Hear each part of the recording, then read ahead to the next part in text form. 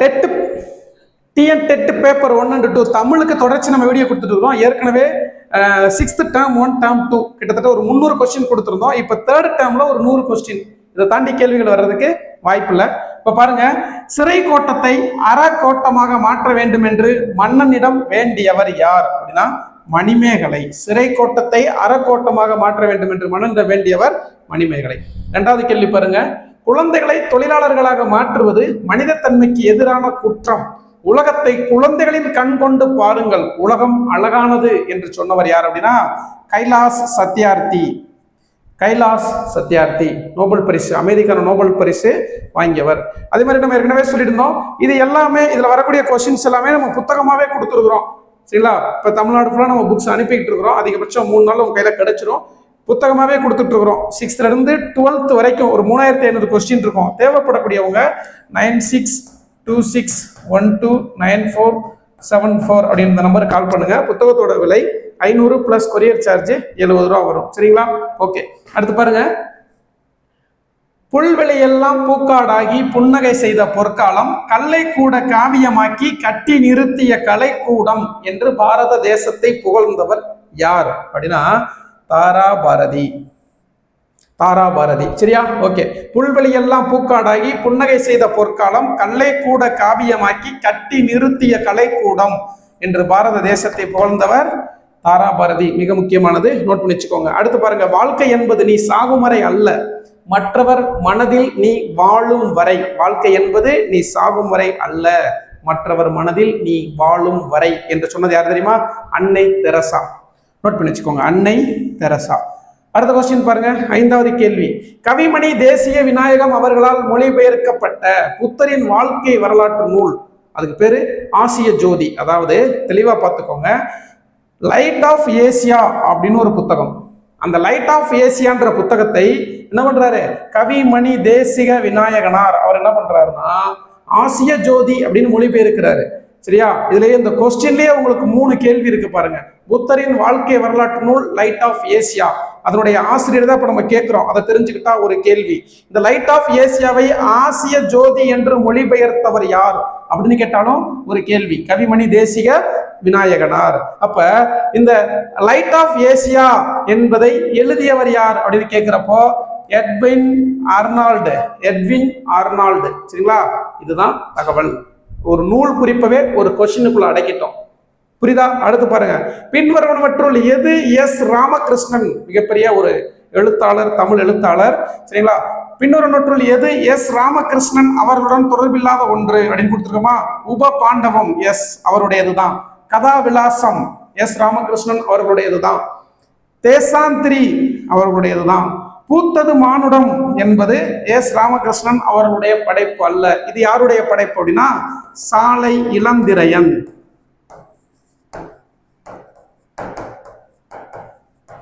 சாலை இளந்திரையன் என்பவருடைய படைப்பு. இது போக கூடுதலா நம்ம தெரிஞ்சுக்கணும் அப்படின்னா சஞ்சாரம் அப்படின்னு ஒரு புதினம். சஞ்சாரம் என்ற புதினத்திற்காக எஸ் ராமகிருஷ்ணன் அவர்களுக்கு சாகித்ய அகாடமி விருது வழங்கப்பட்டது. அடுத்த கொஸ்டின் பாருங்க, வேலுநாச்சியார் தாம் வைத்திருந்த தாலியை எடுத்து யாருடைய நடுகளுக்கு காணிக்கையாக வழங்கினார், கொடுத்து வணங்கினார் அப்படின்னு வந்து பார்த்தோம்னா அவங்க பெயர் என்ன? உடையாள். வேலுநாச்சியார் தன்னுடைய தாலியை யாருக்கு கொடுக்குறாங்க? உடையாள் என்ற பெண்ணுக்கு கொடுக்குறாங்க. இந்த உடையாள் என்ற பெண் யார்? 1772ஆம் ஆண்டு காளையார் கோவில்ல நடந்த முற்றுகையில வேலுநாச்சியாரின் கணவர் முத்து வடுகநாதர் கர்னல் பான் ஜோர் என்பவனால் கொல்லப்படுகிறார். இப்படி கொல்லப்பட்ட பிறகு வேலுநாச்சியாரும் ஆங்கிலேயர்களால் தேடப்படுகிறார். தேடப்படும் பொழுது ஒரு கட்டத்துல இந்த உடையாள் என்பவருக்கு வேலுநாச்சியார் இருக்கக்கூடிய இடம் தெரியும். அப்ப போய் கேட்கிறப்ப வேலுநாச்சியார் பற்றிய தகவல் சொல்ல மறுக்கிறாங்க. அதனால் ஆங்கிலேயர்களால் வெட்டப்பட்டவள் அவங்க தான் இந்த உடையாள். அந்த உடையாள தான் இன்னைக்கு சிவகங்கை மாவட்டத்துல மிகவும் புகழ்பெற்ற ஒரு கோவிலாக வைத்து இன்னைக்கு வணங்கிக்கிட்டு இருக்கிறாங்க. வெட்டுடையாள் காளி கோவில் அப்படின்னு வணங்கிக்கிட்டு இருக்கிறோம்.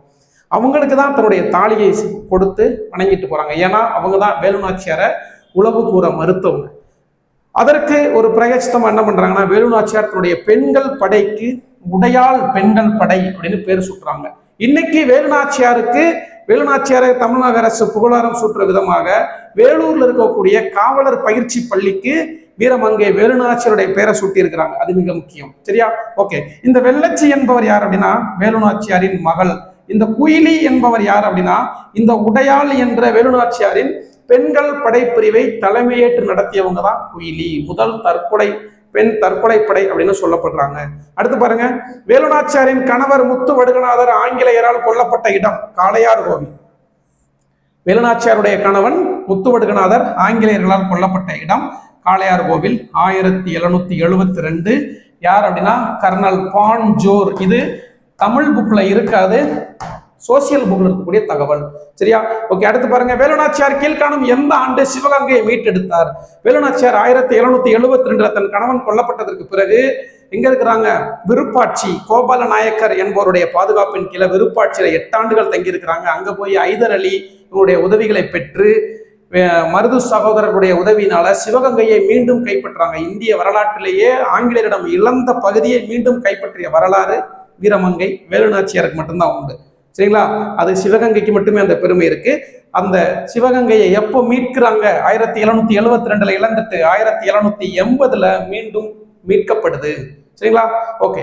அடுத்து பாருங்க, அன்பர் பணி செய்ய என்னை ஆளாக்கி விட்டு விட்டால் இன்ப நிலை தானே வந்து எய்தும் பராபரமே என்ற பாடலை பாடியவர் யார்? பராபரமே அப்படின்னு வந்துட்டாலே யாருதான்? தாயுமானவர் தான் விடை. தமிழ்நாடு அரசு அண்மையில தாயுமானவர் திட்டம் அப்படின்னு அறிவிச்சிருக்கிறாங்க. முதியவர்களுக்கு, அதாவது ஒரு வறுமை ஒழிப்பு திட்டம், முதியவர்களுக்கெல்லாம் வீட்டிற்கே சென்று ரேஷன் அரிசியை ரேஷன் பொருட்களை கொடுக்கறதுக்காக திட்டம் அறிவிச்சிருக்கிறாங்க. இதனுடைய ஒரு நீட்சியாக அன்பு கரங்கள் அப்படின்ற பேர்ல தமிழ்நாட்டில் பெற்றோர்களை இழந்த குழந்தைகளுக்கு மாதம் 2000 செலுத்தக்கூடிய ஒரு திட்டத்தையும் தமிழ்நாடு அரசு அண்மையில அறிவிச்சிருக்கிறாங்க. அடுத்து பாருங்க, காவியா தலை அசைத்தாள் என்பது எவ்வகை பெயர்? தலை அசைத்தாள், தலை என்பது சினை, சினை உறுப்புன்னா சொல்லுவோம், தலை என்பது சினை. அப்ப தலை அசைத்தாள் என்பது சினை பெயர். ஓகேவா? அடுத்து பாருங்க, கீழ்காணும் எந்த பெரியவரின் அடிநிழலில் இருந்து தமிழ் கற்க வேண்டும் என்ற ஆவல் காந்தியடிகள் சொல்றார். இந்த பெரியவருடைய அடிநிழல்ல இருந்துதான் நான் தமிழ் கற்கணும் அப்படின்னு எனக்கு ஆவல் வருது அப்படின்னு யார சொல்றாருன்னா உவே சுவாமிநாதன். உவே சுவாமிநாதன் இவருடைய பிறந்த நாள் பிப்ரவரி 19 தமிழ் இலக்கிய மறுமலர்ச்சி தினமாக தமிழ்நாடு அரசால் அறிவிக்கப்பட்டுள்ளது. கூடுதல் தகவல், தமிழ் இலக்கிய மறுமலர்ச்சி நாள், தமிழ் இலக்கிய மறுமலர்ச்சி நாள் அப்படின்னு கொண்டாடப்படுகிறது. கீழ்காணும் யாரை பத்திரமாக பாதுகாக்க வேண்டும் என்று காந்தியடிகள் ராஜாஜிடம் கூறினார் அப்படின்னா பாரதியாரை பத்திரமா பாதுகாக்கணும் அப்படின்னு காந்தியடிகள் ராஜாஜிடம் சொல்றார். பெரியவரின் அடிநிழலில் இருந்து தமிழ் கற்க வேண்டும் அப்படின்னு ஊவே சாவ சொல்றார். கீழ்காணும் யாருடைய தமிழ் கையேடு தம்மை கவர்ந்ததாக காந்தியடிகள் குறிப்பிடுகிறார்கள்? இவருடைய தமிழ் கையேடு எனக்கு ரொம்ப பிடிச்சிருக்கு அப்படின்னு சொல்றாரு. யாருடைய தமிழ் கையேடுனா ஜியு போப். இங்கே ஒரு தமிழ் மாணவன் உறங்கி கொண்டிருக்கிறான் என்று தன்னுடைய கல்லறையில் எழுத சொன்னவர் தான் G U Pope, George Uglow Pope. சரியா? ஓகே. அடுத்து பாருங்க, கவி ஞாயிறு என்னும் அடைமொழி பெற்றவர். கவி ஞாயிறு யாருக்கு? தாரா பாரதி. கவி ஞாயிறு என்னும் அடைமொழி பெற்றவர் தாரா பாரதி. ஓகே. அப்ப கவி ஞாயிறு தாரா பாரதி. மொழி ஞாயிறு யாரு? மொழி ஞாயிறு அப்படின்னா தேவநேய பாவாணர். மொழி ஞாயிறு தேவநேய பாவாணர். கவி ஞாயிறு தாரா பாரதி. அடுத்து ஒருத்தர் இருப்பாரு, நான் முத்துச்சாமி. இது 10ஆம் வகுப்பு புத்தகத்தில் இருக்கும். நான் முத்துச்சாமி கலை ஞாயிறு என்று அழைக்கப்படுகிறார். புரிஞ்சா? மொழி ஞாயிறு, கவி ஞாயிறு, கலை ஞாயிறு. மொழி ஞாயிறு தேவநேய பாவாணர், கவி ஞாயிறு தாரா பாரதி, கலை ஞாயிறு நான் முத்துச்சாமி. கூத்துப்பட்டறை என்ற இயக்கத்தை நடத்தியவர். சரியா? அடுத்து பாருங்க, காவியாவுக்கு நடனம் ஆடுதல் பிடிக்கும் எவ்வகை பெயர்? நடனம் ஆடுதல் அப்படின்னு இருக்கா? அல் தல் அம் ஐ கை அப்படின்னு வந்துச்சுனாலே அல் தல் அம் ஐ கை என்ற விகுதிகளை பெற்று வந்துச்சுனாலே அது தொழில் பெயர். அல் தல் அம் ஐ கை. புரியுதா? அப்ப இங்க என்ன இருக்குது? நடமாடுதல், அல் தல் வந்திருக்கா? அப்ப இது தொழில் பெயர். காவியாவுக்கு நடனமாடுதல் பிடிக்கும் என்பது தொழில் பெயர். அடுத்து பாருங்க, பொருந்தாத ஒன்றை தேர்வு செய்க. மா, சால, தவ, போ அப்படின்னு இருக்கு. இது சால வரணும். அப்ப போ அப்படின்னா என்ன? இது மட்டும் என்னது இது மட்டும் உரி சொற்றொடர். சால, தவ, மா, நனி, கூறு, களி இதெல்லாமே உரி சொற்கள். சரிங்களா? அதனால இது மட்டும் வேறுபட்டது. போ என்பது வேறுபட்டது. அடுத்து பாருங்க, இலக்கண அடிப்படையில் சொற்கள் எத்தனை வகைப்படும்? இலக்கண அடிப்படையில் சொற்கள் எத்தனை வகைப்படும்? பெயர்ச்சொல், வினைச்சொல், இடைச்சொல், உரிச்சொல் என 4 வகைப்படும். இலக்கண அடிப்படையில் சொற்கள் எத்தனை வகைப்படும்? பெயர், வினை, இடை, உரி அப்படின்னு 4 வகைப்படும். அதாவது பெயர் சொல், வினைச்சொல், இடைச்சொல், உரிச்சொல். எதன் அடிப்படையில? இலக்கண அடிப்படையில. அப்ப இலக்கிய அடிப்படையில சொல் எத்தனை வகைப்படும்? 4 வகைப்படும். திசை சொல், திரி சொல், அதாவது திசை சொல், இயற்சொல், இயற்சொல், திரி சொல், திசை சொல், வடசொல் அப்படின்னு இலக்கிய வகை சொற்கள் 4 வகைப்படும். இலக்கண வகை சொற்களும் 4 வகைப்படும். இலக்கிய வகை சொற்கள் 4ஐயும் 7ஆம் வகுப்புல தெளிவா பார்ப்போம். அடுத்து பாருங்க, கீழ்காணும் குறளில் விடுபட்ட இடத்தில் வரும் இலக்கண குறிப்பை காண்க. மக்கள் மெய் தீண்டல் உடற்கின்பம், அவர் சொற்கேட்டல் செவிக்கின்பம். இந்த விடுபட்ட இடத்துல என்ன சொல்லு வரணும் அப்படின்னு வந்து பாத்தீங்கன்னா அது ஒரு இடைச்சொல். சரியா? ஓகே. அடுத்து பாருங்க, பராபர கன்னி என்பதுடன் தொடர்புடையவர் யார்? பராபர கன்னி அப்படின்னாலே தாயுமானவர். அடுத்த கொஸ்டின் பாருங்க, தீர்க்கதரிசி என்பது பின்வரும் யாருடைய மொழிபெயர்ப்பு நூல்? தீர்க்கதரிசி அப்படின்றது ஒருத்தருடைய மொழிபெயர்ப்பு நூல். அது யாருடைய மொழிபெயர்ப்பு நூல் அப்படின்னா புவியரசு. அதே மாதிரி புவியரசனுடைய இன்னொரு புகழ்பெற்ற நூல் இருக்கு, இரவின் அறுவடை. புவியரசு இரவின் அறுவடை அப்படின்னு சொல்லக்கூடிய ஒரு நூலும் இவருடையதுதான். கூடுதல் தகவல் தெரிஞ்சு கொள்ளுங்க.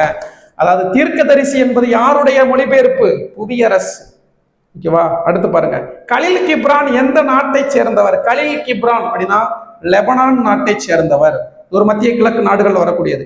அடுத்து பாருங்க, தனி ஒரு மனிதனுக்கு உணவில்லை எனில் இந்த ஜெகத்தினை அழித்திடுவோம் என்பான். அடிக்கடி நம்ம கேட்கக்கூடிய ஒரு வார்த்தை. யாரு? பாரதியார். தனி ஒரு மனிதனுக்கு உணவில்லை எனில் ஜெகத்தினை அழித்திடுவோம் அப்படின்னு சொல்றாரு. மணிமேகலா தெய்வம். அடுத்து மிக முக்கியமான கேள்வி, நோட் பண்ணி வச்சுக்கோங்க. மணிமேகலா தெய்வம் மணிமேகலையை அழைத்து சென்ற தீவு. மணிமேகலையை எந்த தீவுக்கு மணிமேகலா தெய்வம் அழைத்து சென்றது அப்படின்னா மணி பல்லவ தீவு. மணி பல்லவ தீவு நமக்கு ஈஸியாவே தெரிஞ்சிடும். இலங்கை தீவு கிடையாது, லட்சத்தீவு கிடையாது, மாலத்தீவு கிடையாது. அப்ப என்ன தீவு? மணி பல்லவ தீவு. அடுத்து பாருங்க, காவியா மாலையில் விளையாடினாள். காவியா மாலையில் விளையாடினாள். அப்ப மாலை என்பது என்ன? காலப்பெயர். அப்ப விடை வந்து காலப்பெயர். அடுத்த கொஸ்டின் பாருங்க, மணிமேகலை கையில் இருந்த அமுத சுரபியில் உணவிட்ட பெண் யார்? மணிமேகலை கையில ஒரு அமுத சுரபி இருக்கு, அதுல உணவிட்ட பெண் ஆதிரை. ஆதிரை. கீழ்காண்பவர்களில் வாடிய பயிரை, கீழ்காண்பவர்களில் வாடிய பயிரை கண்ட போதெல்லாம் வாடினேன் என்று சொன்ன வள்ளலார் எந்த ஊரில் சத்திய தர்மசாலையை நிறுவினார்? வாடிய பயிரை கண்ட போதெல்லாம் வாடினேன் அப்படின்னு சொல்லக்கூடிய வள்ளலார் எந்த ஊர்ல சத்திய தர்மசாலையை நிறுவினார் அப்படின்னா கடலூர் மாவட்டத்தில் இருக்கக்கூடிய வடலூர். அவர் பிறந்த ஊர் மருதூர், சிதம்பரம் அருகில் இருக்க மருதூர்ல அவர் பிறந்தாரு. ஆனா அவர் சத்திய தர்மசாலையை எங்க உருவாக்குறாரு? சிதம்பரம் அருகில் இருக்கக்கூடிய கடலூர் மாவட்டத்துல வடலூர் என்ற ஊர்ல தான் சத்திய தர்மசாலையை நிறுவினார். அன்றைக்கு அவர் மூட்டிய நெருப்பு இன்று வரை அணையாமல் எரிந்து கொண்டிருக்கிறது. பல கோடிக்கணக்கான மக்களுடைய பசியை தீர்த்துக்கிட்டு இருக்கு. மனித நேயத்துடன் வாழ்பவர்களால் தான் இவ்வுலகம் இயங்கிக் கொண்டிருக்கிறது. மிக தரமான ஒரு கேள்வி. மனித நேயத்துடன் வாழ்பவர்களால் தான் இந்த உலகம் இயங்கிக் கொண்டிருக்கிறது என்ற உண்மையை தமக்கென முயலா நோன்றால் பிறர்க்கென முயலுணர் உண்மையானே. எந்த நூல்ல இந்த வரி இடம்பெற்றிருந்துச்சு? சரிங்களா? எந்த நூல்? புறநானூறு. பாடல் வரி என்ன? தமக்கென முயலா நோன்றால் பிறர்க்கென முயலுணர் உண்மையானே என்ற வரிகள் இடம்பெற்ற நூல் புறநானூறு. அது எதை பத்தி சொல்லுது? மனிதநேயத்துடன் இந்த உலகமே மனிதநேயத்துடன் வாழ்பவர்கள் தான் இயங்கிக்கிட்டு இருக்கு அப்படின்னு ஒரு பாடல் வரி சொல்லுது. என்ன பாடல் வரி? தமக்கென முயலா நோன்றால் பிறர்க்கென முயலுணர் உண்மையானே. இந்த இடம்பெற்ற நூல் புறநானூறு. அடுத்து பாருங்க, புதுமைகள் செய்த தேசம் இது, பூமியின் கிழக்கு வாசல் இது. புதுமைகள் செய்த தேசம் இது, இந்த பூமியினுடைய கிழக்கு வாசல் இது அப்படின்னு யாரு பாடுறா? தாரா பாரதி பாடுறார். இதே தாரா பாரதி தான் வெறுங்கை என்பது மூடத்தனம், உன் விரல்கள் 10 மூலதனம், கருங்கல் பாறையும் நொறுங்கி விழும் அப்படின்னு சொல்றாரு. அடுத்து பாருங்க, காவியா இனிமையாக பேசுவாள். இனிமை என்பது ஒரு பண்பு. காவியா இனிமையாக பேசுவாள். அப்ப என்ன பெயர்? இது ஒரு பண்பு பெயர். பண்புன்னு சொல்லுவாங்க, குணம்னு சொல்லுவாங்க. அடுத்து பாருங்க, எந்த ஆண்டு சென்னையில் நடைபெற்ற இலக்கிய கூட்டத்திற்கு காந்தியடிகள் தலைமையேற்றார்? அந்த தலைமையேற்ற அந்த இதுல ஊவேசா வரவேற்பு குழு தலைவராகவும் இருந்தார். எந்த வருஷம் அப்படின்னா 1937. 1937ஆம் ஆண்டு சென்னையில் நடைபெற்ற இலக்கிய கூட்டத்திற்கு காந்தியடிகள் தலைமையேற்கிறாரு. அந்த தலைமையேற்ற அந்த வருஷம் எந்த வருஷம்? 1937. அதுல வரவேற்பு குழுவின் தலைவராக இருந்தவர் யார் அப்படின்னு கேட்பாங்க. ஊவேசா. இவருடைய அடிநிழல்ல இருந்துதான் தமிழ் கற்கணும் அப்படின்னு காந்தியடிகளே சொல்லியிருக்கிறார். அடுத்து பாருங்க, குழந்தைகளை பாதுகாப்போம் என்ற இயக்கத்தை தொடங்கியவர். பச்பன் பச்சோ அந்தோலன். அந்த இயக்கத்தை பச்பன் பச்சோ அந்தோலன், பச்பன் பச்சோ அந்தோலன், அந்த இயக்கத்துக்கு பேரு பச்பன் பச்சோ அந்தோலன். குழந்தைகளை பாதுகாப்போம், குழந்தைகளை பாதுகாப்போம், பச்பன் பச்சோ அந்தோலன் என்ற இயக்கத்தை தொடங்கியவர் யார் அப்படின்னா மிஸ்டர் கைலாஸ் சத்யார்த்தி. கைலாஸ் சத்யார்த்தி. தன் பொருளை கவர்ந்தவரிடமும் டேஸ் உண்டு என்று காட்டியவர் வள்ளலார். தன் பொருளை கவர்ந்தவரிடமும் அன்பு உண்டு என்றதை காட்டியவர் தான் வள்ளலார். அடுத்த கொஸ்டின் பாருங்க, கவிமணி தேசிய விநாயகம் எத்தனை ஆண்டுகள் பள்ளி ஆசிரியராக பணியாற்றினார்? இப்படியெல்லாம் கேள்வி கேட்பாங்கன்னா கண்டிப்பா கேட்கிறாங்க. கிட்டத்தட்ட 36 ஆண்டுகள் பள்ளி ஆசிரியராக பணியாற்றினார். மிக முக்கியமான கேள்வி, ஏன்னா நம்மளே ஆசிரியர் தேர்வு தான் எழுத போறோம். புரியுதா? ஓகே. புத்தகம் வாங்கி வந்தேன் என்பது எவ்வகை பெயர்? புத்தகம் வாங்கி வந்தேன், புத்தகம் என்பது ஒரு பொருள், அப்ப அது ஒரு பொருள் பெயர். அடுத்த கொஸ்டின் பாருங்க, தம் உயிர் போல் என் உயிரும் தான் என்று தந்தருள் கூர் மெம்மையர்க்கு ஏவல் என்று செய்வேன் பராபரமே. அப்ப இந்த பராபரமேன்ற வார்த்தை இருந்தா நம்ம தாயுமானவர் அப்படியே டக்குன்னு தூக்கிடலாம். ஆனா இந்த பராபரமேன்ற வார்த்தை இல்லாம இதுவரைக்கும் மட்டும் கொடுத்தாங்க நமக்கு தெரியணும்ல. தம் உயிர் போல் என் உயிரும் தான் என்று தந்தருள் கூர் செம்மையர்க்கு ஏவல் என்று செய்வேன் அப்படின்னு நிறுத்திட்டாங்கன்னா யார சொல்லணும்? தாயுமானவர். சரியா? அடுத்து பாருங்க, தாரா பாரதியின் இயற்பெயர். தாரா பாரதி. எத்தனை உயரம் இமயமலை, அதில் இன்னொரு சிகரம் உனது தலை, எத்தனை ஞானியர் பிறந்த தரை, நீ இவர்களை விஞ்சிட ஏது தடை, பூமி பந்து என்ன விலை, உன் புகழை தந்து வாங்கும் விலை, நாம் இப்பொழுதே புறப்படுவோம், வா நல்லதை எண்ணி செயல்படுவோம் என்று பாடலை பாடியவர் தான் இந்த தாரா பாரதி. அவருடைய இயற்பெயர் என்ன அப்படின்னா ராதாகிருஷ்ணன். தாரா பாரதியின் இயற்பெயர் ராதாகிருஷ்ணன். அடுத்து பாருங்க, நீதி நூல் பயில் என்கிறார் பாரதியார். அடிக்கோடிட்டப்பட்ட இந்த சொல்லின் பொருள் என்ன அப்படின்னு பார்த்தீங்கன்னா பொருள் பெயர். நீதி நூல் பயில் என்பது பாரதியாருடைய கூற்று. என்ன பெயர்னா பொருட்பெயர். அடுத்து பாருங்க, தேசிய விநாயகத்திற்கு வழங்கப்பட்ட பட்டம் நம்ம ஏற்கனவே பார்த்துட்டோம். கவிமணி. கவிமணி தேசிய விநாயகனார். ரசிகமணி என்று அழைக்கப்படுபவர் டி.கே.சி. டி.கே. சிதம்பரநாதர் அப்படின்னு சொல்லுவாங்க. டி.கே.சி. பண்டிதமணி என்று அழைக்கப்படுபவர் கதிரேச செட்டியார். பண்டிதமணி கதிரேசனார். பண்டிதமணி கதிரேசனார். ஓகே. அடுத்து பாருங்க, பூதளம். பூதளம் என்ற சொல்லின் பொருள், பூதளம்னா பூமி. பூதளம் என்ற சொல்லின் பொருள் பூமி. அடுத்து பாருங்க, கும்பி என்ற சொல்லின் பொருள் வயிறு. கும்பி என்ற சொல்லின் பொருள் வயிறு. அடுத்து பாருங்க, பின்வரும் யாருடைய மிக மிக முக்கியமான ஒண்ணு, பின்வரும் யாருடைய உடல் உறுப்பு தானம் தமிழ்நாட்டில் ஒரு மிகச்சிறந்த முன்னுதாரணமாக மாறியது? மிக மிக ஒரு முக்கியமானது. ஹிதேந்திரன் என்ற ஒரு இளைஞன், அவங்களுடைய பெற்றோர் 2 பேருமே மருத்துவர்கள். ஒரு சாலை விபத்துல மூளைச்சாவு அடைகிறாரு. அவருடைய உடல் உறுப்புகள் அனைத்தும் மற்றவர்களுக்கு தானம் செய்யப்படுது. அவர் செப்டம்பர் 23 இறந்து விடுறாரு. அந்த நாள், இந்த உடல் உறுப்பு தானத்தை வழங்குறாங்க இல்லையா, அந்த நாள் செப்டம்பர் 23 தமிழ்நாடு அரசினுடைய உடல் உறுப்பு தான தினமாக அறிவிக்குது. தமிழ்நாடு அரசு அண்மையில் அறிவிச்சிருக்கிறாங்க. செப்டம்பர் 23 உடல் உறுப்பு தான தினம். இவருடைய இந்த உடல் உறுப்புகளை தானமாக கொடுத்த நாள் ஹிதேந்திரன். இது மிக முக்கியம். Current affairs. செப்டம்பர் 23 தமிழ்நாடு அரசு, தமிழ்நாடு தான் இந்தியாவிலேயே உடல் உறுப்பு தானத்துல முதலிடத்துல இருக்கு. அதே மாதிரி தமிழ்நாட்டுல உடல் உறுப்பு தானம் வழங்கக்கூடியவர்களுக்கான இறுதிச் சடங்கை தமிழ்நாடு அரசே எடுத்து நடத்தும் அப்படின்னு அறிவிச்சிருக்கிறாங்க. அடுத்து பாருங்க, குழந்தை தெருவில் விளையாடியது. குழந்தை தெருவில் விளையாடியது. அப்ப தெரு என்பது இடம், இது ஒரு இடப்பெயர்.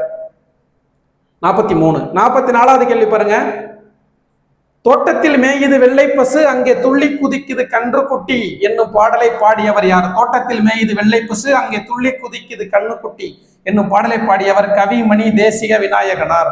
அடுத்து பாருங்க, காவியா பள்ளிக்கு சென்றால் என்பது எவ்வகை பெயர்? பள்ளிக்கு என்பது இடப்பெயர். ஓகேவா? புதிய விடியல்கள் மிக மிக முக்கியமான கேள்வி, கட்டாயம் எதிர்பார்க்கக்கூடிய ஒரு கேள்வி. நான் ஸ்டார் போடலாம், கண்டிப்பாக நோட் பண்ணி வச்சுக்கோங்க. புதிய விடியல்கள், இது எங்கள் கிழக்கு, விரல் நுனி வெளிச்சங்கள், சரிங்களா? பூமியை திறக்கும் பொன் சாவி, அதெல்லாம் கூடுதலாக தெரிஞ்சு வச்சுக்கோங்க.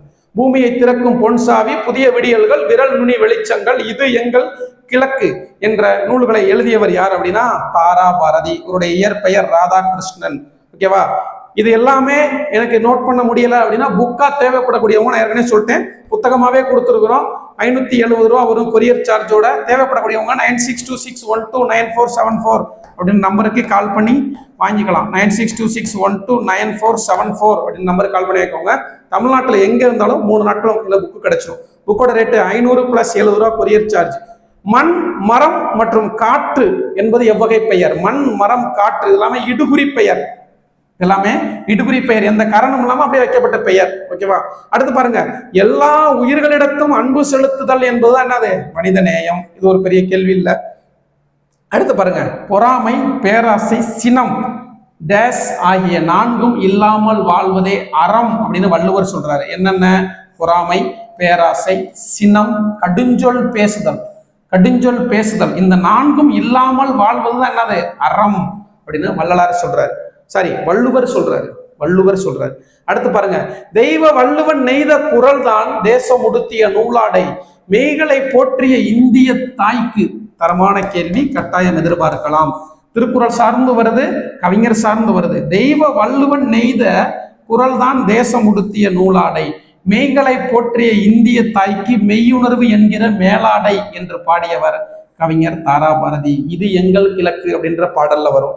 அடுத்து பாருங்க, நான் மதுரைக்கு சென்றேன். மதுரைக்கு என்பது ஒரு இடம், அப்ப இது ஒரு இடப்பெயர்.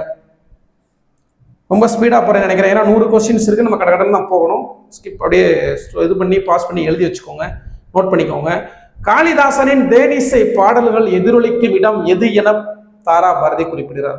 காளிதாசருடைய தேனிசை பாடல்கள் காவேரி கரையில் எதிரொலிக்கும் அப்படின்னு தாரா பாரதி பாடுறாரு. அதாவது அந்த பாடலவே அப்படியே எடுத்து கொஸ்டினா கொண்டு வந்துட்டேன், ஏன்னா அதைத்தான் கொஸ்டினா கேட்கிறாங்க. அடுத்து பாருங்க, தாவரங்களின் உரையாடல் என்னும் சிறுகதை தொகுப்பின் ஆசிரியர் எஸ் ராமகிருஷ்ணன். ஏற்கனவே பார்த்தோம், எஸ் ராமகிருஷ்ணன் உப பாண்டவம், சஞ்சாரம் இதெல்லாம் பார்த்தோம். அவருடைய இன்னொரு நூல் தான் தாவரங்களின் உரையாடல். அடுத்து பாருங்க, சிறுகதை தொகுப்பு. அமுத சுரபியை கொண்டு உடல் குறையுடையோர், பிணியாளர், ஆதரவற்றோர் ஆகியோருக்கு உணவளித்தல், மேலும் பூம்புகார் சிறைச்சாலையில் சென்று அங்குள்ளவர்களுக்கு உணவிட்டவர். இது எல்லாமே யார் செஞ்சாங்கன்னா மணிமேகலை தான் செய்யறாங்க. அமுத சுரபியை கொண்டு உடல் குறையுடையவர்கள், பிணியாளர்கள், ஆதரவற்றோர் ஆகியோருக்கு உணவளிச்சவங்க, மேலும் பூம்புகார் சிறைச்சாலை சென்று அங்குள்ளவர்களுக்கு உணவிட்டவர் யாருன்னா மணிமேகலை. அடுத்து பாருங்க, காந்தியடிகள் எளிமை திருக்கோலம் பூண காரணமாக இருந்த ஊர் நம்ம மதுரை. மதுரையிலிருந்து தான் ஒரு எளிமை திருக்கோலம் கொள்றார். மேலாடை இல்லாம வெறும் ஒரு வேஷ்டி மட்டும் கட்டிக்கிட்டு இருக்கிறார். அது மதுரையிலிருந்து தான் தொடங்குது. மாலை முழுவதும் விளையாட்டு, மாலை முழுதும் விளையாட்டு. அப்ப மாலை என்பது காலம், அது ஒரு கால பெயர். அடுத்து பாருங்க, தமிழ் மொழியின் உபநிடதம். மிக மிக முக்கியமான கேள்வி, தமிழ் மொழியின் உபநிடதம். தமிழ் மொழியின் உபநிடதம் என்று அழைக்கப்படுவது தாயுமானவர் பாடல்கள். தமிழ் மொழியின் மிக முக்கியமான ஒரு கேள்வி. அடுத்து பாருங்க, 58வது கேள்வி. காந்தியடிகள் மதுரைக்கு முதல்ல வருகை புரிந்த ஆண்டு 1921. 1921. நாற்காலி மற்றும் கரும்பலகை, 4 கால்கள் இருக்கிறனால அதுக்கு பேரு நாற்காலி, கருப்பா இருக்கிறனால அதுக்கு பேரு கரும்பலகை. அப்ப அது ஒரு காரண பெயர். நாற்காலி 4 கால்கள் இருக்கிறனால நாற்காலி, 3 கால்கள் இருந்துச்சுன்னா அது முக்காலி, கருப்பா இருக்கிறனால அது கரும்பலகை. அப்ப அது காரண பெயர். அடுத்து பாருங்க, எல்லாரும் இன்புற்று இருக்க நினைப்பதுவே அல்லாமல் வேறொன்று அறியேன் பராபரமே. எல்லாரும் இன்புற்று இருக்க நினைப்பதுவே அல்லாமல் வேறொன்றும் அறியேன் பராபரமே என்று சொன்னவர் யார் அப்படின்னா தாயுமானவர். பராபரமேன்றதை எடுத்துட்டு கூட நமக்கு கேள்வியா கொடுக்கலாம்.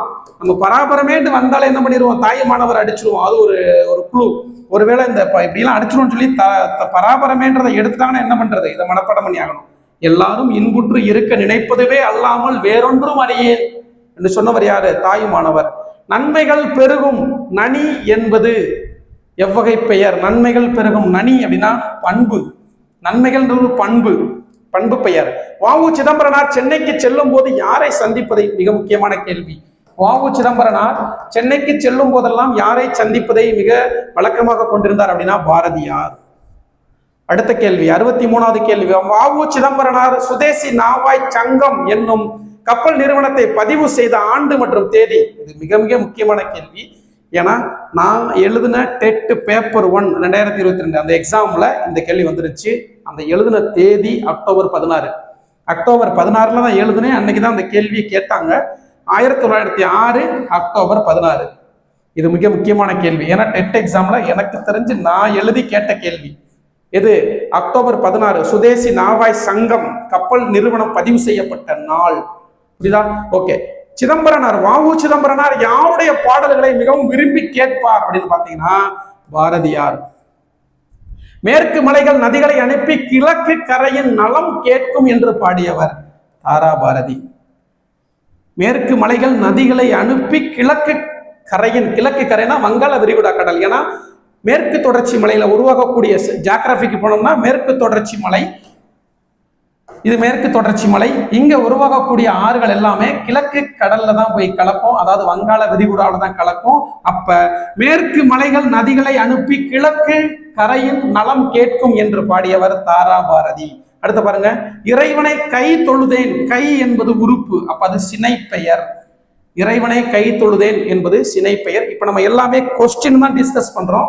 நம்மளுடைய யூடியூப் சேனல்லையே மதுரை தமிழாசிரியர் கண்ணன் அவர்களுடைய முழுமையான இலக்கண வகுப்பு 6ல இருந்து 12ஆம் வகுப்பு வரைக்கூடிய இலக்கணம் முழுவதுமே இலவசமாக நம்முடைய சேனல்ல கொடுத்துக்கிட்டு இருக்கிறோம். ஏற்கனவே 2 வகுப்பு நம்ம கொடுத்துருக்கிறோம், அதை பார்த்துக்கோங்க. இந்த காலாண்டு விடுமுறையிலிருந்து தொடர்ச்சியா நமக்கு இலக்கணம், தமிழ் இலக்கணம் மற்றும் ஆங்கில வகுப்புகள் வரும், பயன்படுத்திக் கொள்ளுங்க. சரிங்களா? மிக முக்கியமான தரமான முறையில் கொடுப்போம். மதுரை தமிழாசிரியர் கண்ணன் என்பவர் யார் அப்படின்னா, இப்ப நடந்த தமிழ்நாடு அரசு நடத்தப்பட்ட 30 விழாவில் தன்னுடைய மாணவியை 100க்கு 100 எடுக்க வைத்த ஒருவர். அவருடைய வகுப்பை நம்ம இலவசமாக கொடுக்குறோம், ஃபாலோ பண்ணிக்கோங்க. காசு கிடையாது, இலவச வகுப்பு தான். ஆங்கிலத்துக்கும் இலவச வகுப்பு கொடுக்க போறோம். அடுத்து பாருங்க, அணி என்பதற்கு பொருள். அணி என்றால் அழகு என்பது பொருள். அணி என்றால் தமிழில் அழகு என்பது பொருள். முருகன் என்றாலும் அழகு என்று பொருள். அடுத்து பாருங்க, பறவை அணி என்பது எவ்வகை பெயர்? பறவை அப்படின்னா ஒரு காரண பொது பெயர். பறவை அணி என்பது ஒரு காரண பொது பெயர். அடுத்து பாருங்க, தவறான ஒன்றை தெரிவு செய்க. இதுக்கு ஒரு விதி இருக்கு. ஓர் அழகிய சிற்றூரில் ஒரு குளம் இருந்தது அப்படின்னு இருக்கு. சரி. ஓர் இரவும் ஒரு பகலும் சேர்ந்தது ஒரு நாள். சரி, ஓகே. அது நகரத்திற்கு செல்லும் வழி. சரி. அது இல்லாத இடத்தில் எதுவும் நடக்காது. இது தவறு. இதுக்கு என்ன ரூல்ஸ் அப்படின்னா, இதுதான் இங்க தவறானது. அதாவது ஒரு ஓர், அது, அஃது, இதை எங்க பயன்படுத்தணும் அப்படின்னு பார்க்கணும். சரிங்களா? ஓகே. அதாவது உயிரெழுத்துக்களுக்கு முன்னாடி ஓர் வரணும். உயிரெழுத்துக்களுக்கு முன்னாடி ஓர் வரணும். உயிர்மை எழுத்துக்களுக்கு முன்னாடி ஒரு வரணும். அதான் ஓர் அழகிய சிற்றூரில் ஒரு குளம் இருந்தது. இது உயிர்மை எழுத்து. அப்ப ஓர் அழகிய சிற்றூரில், ஓர் அப்படின்னாலே என்ன வரணும்? உயிரெழுத்துக்கள் இருக்குன்னா அதுக்கு முன்னாடி ஓர் வரணும். அதே மாதிரி உயிரெழுத்துக்களுக்கு முன்பு அஃது அப்படின்னு வரணும். உயிர்மை எழுத்துக்களுக்கு முன்னாடி அது வரலாம். இங்க பாருங்க, அப்ப இந்த இடத்துல என்ன வரணும்? இது உயிரெழுத்து. இந்த இடத்துல என்ன வரணும்? அஃது என்று வந்திருக்க வேண்டும். அஃது என்று வந்திருக்க வேண்டும். அதனால் இது தவறு. ஆப்ஷன் டி தவறு. உயிரெழுத்துக்களுக்கு முன்பு அஃது வர வேண்டும். அஃது வந்திருக்குன்னா அதுக்கு அடுத்து வரக்கூடிய எழுத்து வார்த்தையில முதல் எழுத்து உயிரெழுத்தாக இருக்க வேண்டும். அது வந்திருக்குன்னா அது உயிர்மை எழுத்தாக இருக்க வேண்டும்.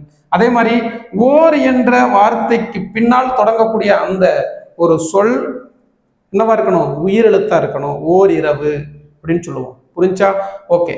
இந்த ஓர் அழகிய, ஓர் இரவும், ஒரு பகலும், ஒரு அப்படின்றது உயிர்மை அப்படின்னு பார்த்துட்டோம். அடுத்து பாருங்க, அறம் பொருள் இன்பம் வீடு அடைதல். அடைதல் நம்ம சொன்னோம். அல் தல் அம் ஐ கை அப்படின்னு வந்தாலே என்னது? தொழில் பெயர். அப்ப அடைதல் என்பது தொழில் பெயர். அடுத்து 71வது கேள்வி பாருங்க. நம்ம ஏற்கனவே பலமுறை சொல்லிட்டோம். வெறுங்கை என்பது மூடத்தனம், உன் விரல்கள் 10 மூலதனம் என்று சொன்னவர் தாரா பாரதி. வெறுங்கை என்பது மூடத்தனம், உன் விரல்கள் 10 மூலதனம்.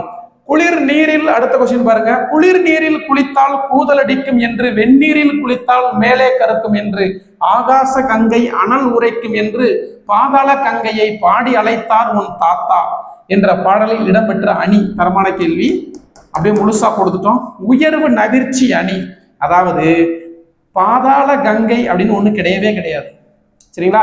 அப்ப இது என்னது? உயர்வு நவிழ்ச்சி அணி. அடுத்து பாருங்க, வேலு நாச்சியாரின் அமைச்சராக இருந்தவர் தாண்டவராயர். வேலு நாச்சியாரின் அமைச்சராக இருந்தவர் தாண்டவராயர், மிக முக்கியம். சின்ன மருது பெரிய மருதுலாம் அவங்க படைத்தளபதியா இருந்தவங்க. அடுத்து பாருங்க, அரியநாதர் என்பவர் வந்து பார்த்தீங்கன்னா மதுரை நாயக்கருடைய அமைச்சராக இருந்தவர் அரியநாதர். அடுத்து பாருங்க, தூத்துக்குடி துறைமுகத்திற்கு யாருடைய பெயர் சூட்டப்பட்டுள்ளது? தூத்துக்குடி துறைமுகம் வ.உ. சிதம்பரனார் துறைமுகம் அப்படின்ற பெயர் சூட்டப்பட்டுள்ளது, வ.உ. சிதம்பரனார் துறைமுகம். அடுத்து பாருங்க, அன்னை தெரசாவுக்கு எதற்கான நோபல் பரிசு வழங்கப்பட்டது? அமைதி. அன்னை தெரசாவிற்கு பிறகு அமைதிக்கான நோபல் பரிசு பெற்ற இந்தியர் கைலாஷ் சத்யார்த்தி. பச்பன் பச்சௌ ஆந்தோலன், குழந்தைகளை பாதுகாப்போம் என்ற இயக்கத்தை நடத்தியவர்.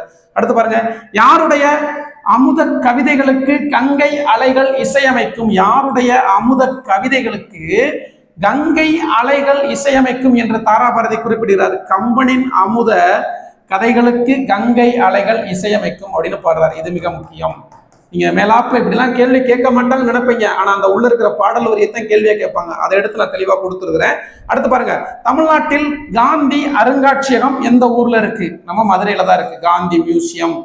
சரிங்களா? அடுத்தது, காந்தியடிகள் தமிழ்நாட்டில் எந்த ஊரில் தங்கியிருந்த பொழுது அந்த வீடு வெளிநாட்டு பொருட்களால் அலங்கரிக்கப்பட்டிருந்த நிலையில் உங்கள் வீட்டை வெளிநாட்டு பொருள்களால் அழகு செய்திருக்கிறீர்கள், அதற்கு செலவு செய்த பணத்தில் 1/10 பணத்தை என்னிடம் கொடுத்தால் போதும், இதை விட அழகாக செய்து விடுவேன் அப்படின்னு சொல்றாரு. ஒரு ஊர்ல அங்க தங்கி இருக்கிறப்போ அந்த வீடு ஃபுல்லாமே ஃபாரின் பொருட்களாக அப்படியே அலங்கரிச்சிருக்கு.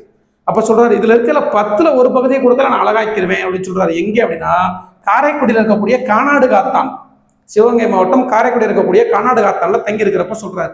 அடுத்து பாருங்க, அன்னை நாட்டின் அமுத சுரபியில், மிக முக்கியமான கேள்வி, அன்னை நாட்டின் அமுத சுரபியில் அந்நிய நாடுகள் பசி தீர அண்ணல் காந்தியின் சின்ன கைத்தடி அறத்தின் ஊன்றுகோலாக புதுமைகள் செய்த தேசம் இது, பூமியின் கிழக்கு வாசல் இது என்று பாடியவர். அன்னை நாட்டின் அமுத சுரபியில் அந்நிய நாடுகள் பசி தீர அண்ணல் காந்தியின் சின்ன கைத்தடி அறத்தின் ஊன்றுகோலாக புதுமைகள் செய்த தேசம் இது, பூமியின் கிழக்கு வாசல் இது என்று பாடியவர் தாராபாரதி. ஓகேவா?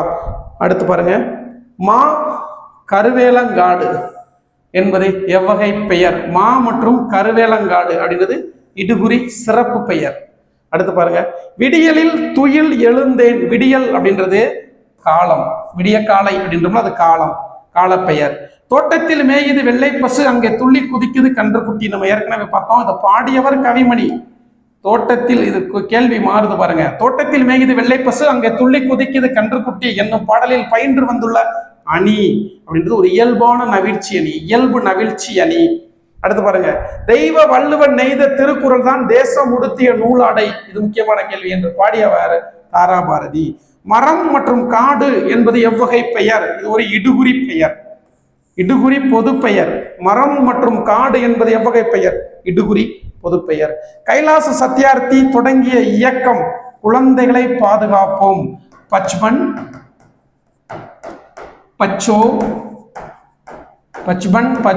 ஆந்தோலன், பச்பன் பச்சோ ஆந்தோலன்.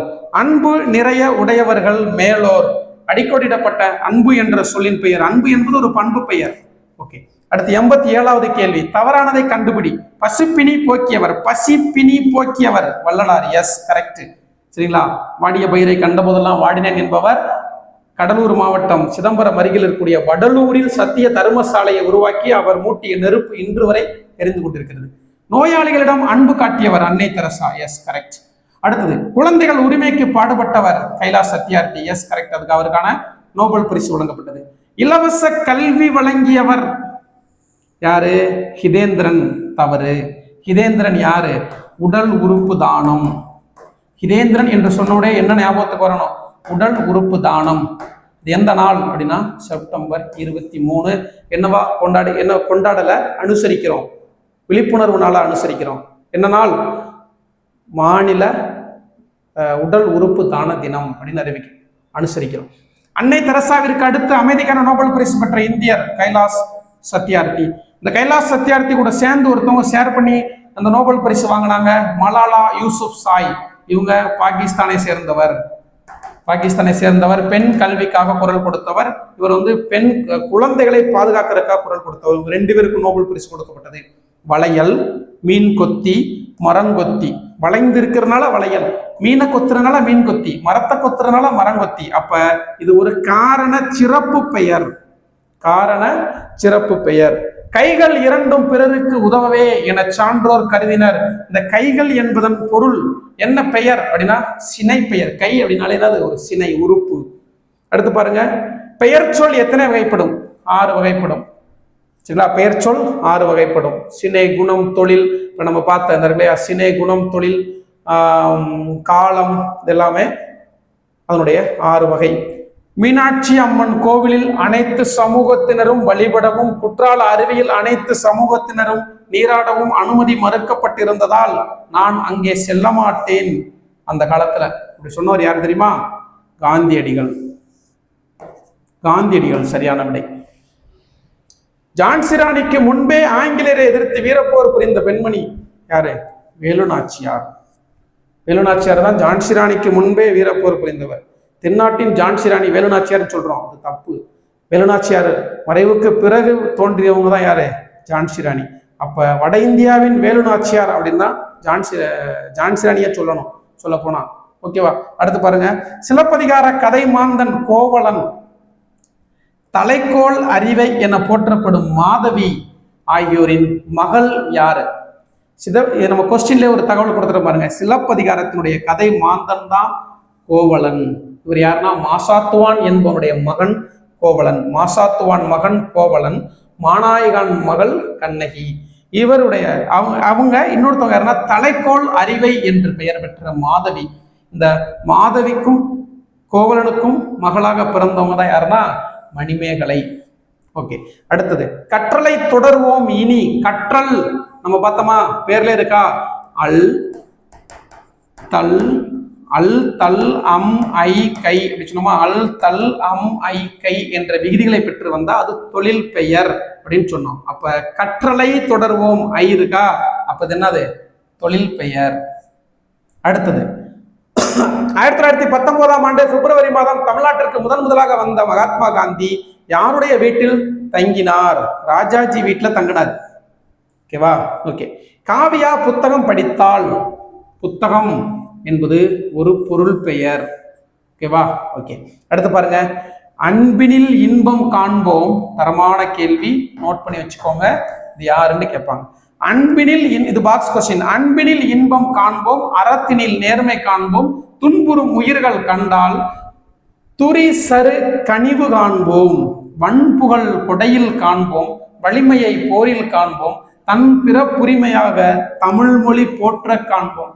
தன் பிறப்பு உரிமையாக தமிழ் மொழியை போற்ற காண்போம் அப்படி சொல்றது. அன்பினில் இன்பம் காண்போம், அறத்தினில் நேர்மை காண்போம், துன்புறும் உயிர்கள் கண்டால் துரிசரு கனிவு காண்போம், வன்புகழ் கொடையில் காண்போம், வலிமையை போரில் காண்போம், தன் பிறப்பு உரிமையாக தமிழ் மொழி போற்ற காண்போம் என்று பாடியவர் யார் அப்படின்னா மலேசிய கவிஞர் முத்தரையனார். மிக மிக முக்கியமான ஒரு கேள்வி. 100வது கேள்வி, கோமுகி பொய்கையில் எந்த மாதத்தின் முழு நிலவு நாளில் ஆமுத்திரன் கையில் இருந்த அமுத சுரபி தோன்றும் என மணிமேகலையிடம் தீவத்திலகை கூறினார் அப்படின்னா வைகாசி மாதம் முழு நிலவு. அடுத்தது, திருச்சியை ஆண்ட விஜய ரகுநாத சொக்கலிங்கரிடம் தலைமை கணக்கராக பணிபுரிந்தவர் தாயுமானவர். 102வது கேள்வி, கலைக்கூடமாக காட்சி தருவது சிற்பக்கூடம். அடுத்தது, தவறான கூற்றை தெரிவு செய்க. இங்க பாருங்க, உயிரெழுத்தில் தொடங்கும் சொல்லுக்கு முன் அஃது என்னும் சொல்லை பயன்படுத்த வேண்டும். சரி, இந்த விளக்கத்தை நம்ம அங்க கொடுத்தோம். உயிர்மெய் எழுத்தில் தொடங்கும் சொல்லுக்கு முன் அது, உயிர்மெய் சொன்னோமா, உயிர்மெய் எழுத்துக்கு முன்னாடி அது என்ற சொல்லை பயன்படுத்த வேண்டும். சரி. உயிரெழுத்தில் தொடங்கும் சொல்லுக்கு முன்னர் ஓர் நம்ம சொன்னோம் என்னும் சொல்லை பயன்படுத்த வேண்டும். உயிர் மெய் எழுத்தில் தொடங்கும் சொல்லுக்கு முன்னர் ஒரு என்னும் சொல்லை பயன்படுத்த வேண்டும். அதற்கான எடுத்துக்காட்டு பார்த்தோம். ஓகேவா? ஓர் இரவும் ஒரு பகலும் அப்படி சொன்னோமா. அடுத்து, அஃது ஓர் இனிய பாடல். அஃது ஓர் இனிய பாடல், இது சரி. ஓர் ஊர் சரி. ஓர் ஏரி சரி. ஒரு நகரம் சரி. ஒரு கடல் சரி. அது நகரத்திற்கு செல்லும் சாலை, இது தவறா? அப்ப இங்க தவறு இருக்கு. அது இல்லாத அப்படின்னு இருக்கு, அப்ப இதுவும் தவறு. இங்க என்ன வரணும்? அஃதுன்னு வரணும். சரியா? அப்ப ஆப்ஷன் டில தவறு இருக்கு அப்படின்றத ஒரு ஒரு ஒரு இலக்கண விளக்கத்தவே அப்படியே நம்ம ஒரு கேள்வியா கொண்டு வந்து வச்சிருக்கிறோம். இதை மட்டும் நீங்க மாத்திக்கிட்டீங்கன்னா நம்ம புத்தகத்தை வாங்கிட்டு என்ன ஆயிடுச்சு, ஒரு டாபிக் முடிஞ்சு, ஒரு டாபிக்கே முடிஞ்சிருந்த ஒரு கேள்வியிலேயே. அடுத்து பாருங்க 104வது கேள்வி. கன்னிக்குமரியின் கூந்தலுக்காக காஷ்மீர் தோட்டம் பூத்தொடுக்கும் என்று பாடியவர் தாரா பாரதி. அடுத்தது, சோம்பல் என்னும் சொல்லுக்கு உரிய பொருத்தமான எதிர்ச்சொல் சுறுசுறுப்பு. இது பேசிக்கான கேள்வி. அடுத்த கேள்வி பாருங்க.